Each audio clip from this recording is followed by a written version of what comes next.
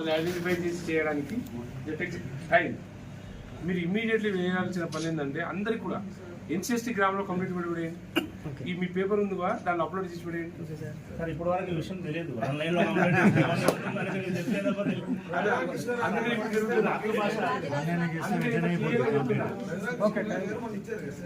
మాతృభాష విద్యా వాలంటీర్లు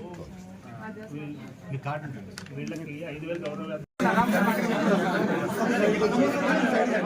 జవానా కాబట్టి మిత్రులారా మీ మీడియా ద్వారా నేను ఒక మాట అయితే విన్నపం చేయదలుచుకున్నా. మీరు ఇవాళ వస్తే నాకు కమిషన్ నెంబర్ వస్తే మీకు చేయాల్సిన కంప్లైంట్ అవసరం లేదు.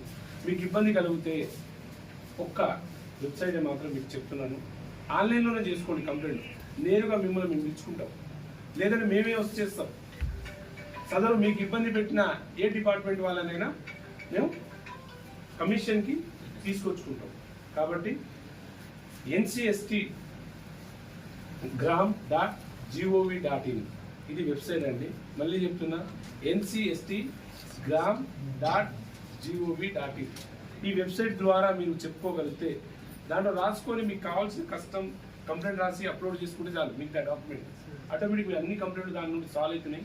కాకపోతే బాధాకరం ఏంటంటే మన ఏరియాలో ఇంతవరకు ఒక ST కమిషన్ అనేది రాకపోవడం, తిరగకపోవడం అనేది వచ్చిన మన సైడ్ రాలేదు. తెలంగాణ ఆంధ్రకు ఎప్పుడు అంటే ఒక కమిషన్ మెంబర్ కాలేదు, అప్పుడు కొంచెం ఇబ్బంది కలగడం.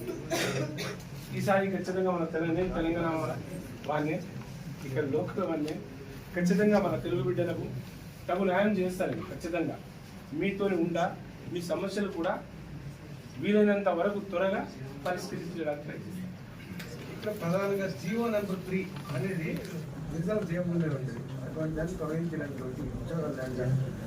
ఈ జీవో నెంబర్ 3 గురించి కూడా చాలా ఎక్కువ ఇబ్బంది పడుతున్నారు మా ఏజెన్సీ బిడ్డలు, ట్రైబ్ బిడ్డలు. కాబట్టి మళ్ళీ ఒకసారి మేము మళ్ళీ రాష్ట్రపతి ముర్ము గారి దృష్టికి తీసుకెళ్తాం. అలాగే మన భారత ప్రధాని నరేంద్ర మోడీ గారికి కూడా మేము మళ్ళీ మా తరఫున, అంటే ఎక్కడ ఏ స్టేట్లో పోయినా ఇదే సమస్య ఎక్కువ వస్తుంది. అంటే ఇక్కడ మాకు హక్కు కొన్ని ఇబ్బందుల వల్ల అది కొట్టివేయడం జరిగింది. కానీ మరి దాన్ని మేము కూడా ట్రై చేస్తాం. కొన్ని గిరిజన సంఘాలు అయితే ఇక్కడ గిరిజన ప్రాంతంలో NPR కేసులు అనేది చాలా పెట్టారు. ఇవన్నీ పెండింగ్లో ఉంటున్నాయి కదా, ఆచరణ సాధ్యం కావట్లేదు. ఎందువల్ల అంటే దాని మీద ప్రివ్యూ లేదండి. ఇది NPR చట్టం మ్యాక్సిమం ఏంటంటే నాన్ ఏజెన్సీ వాళ్ళు వచ్చి వాళ్ళని చేయనీయకుండా చేస్తున్నది అనేది పబ్లిక్ వాదన. కాబట్టి వాటిని కూడా మేము పరిశీలించాలని తెలియదు.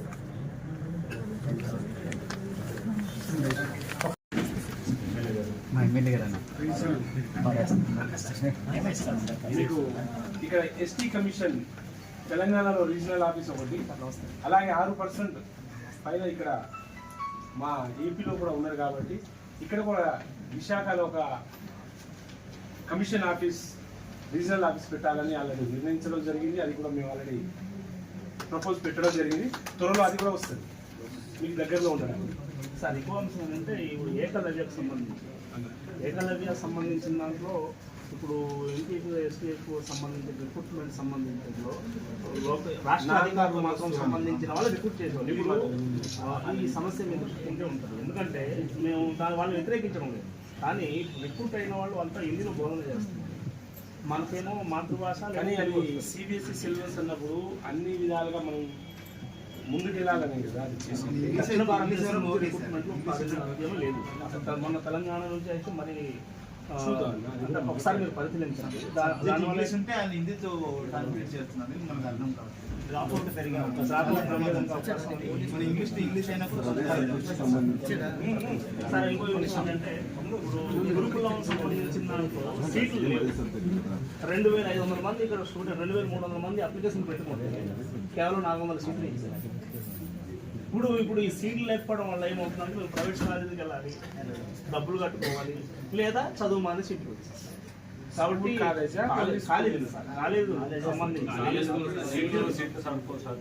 అసలు సీట్లు అనేది సరిపడలేదు. కాబట్టి సీట్లు పెంచాలి, అలాగే కాలేజీ కూడా నిర్మాణం చేయాలి సార్. అంతే.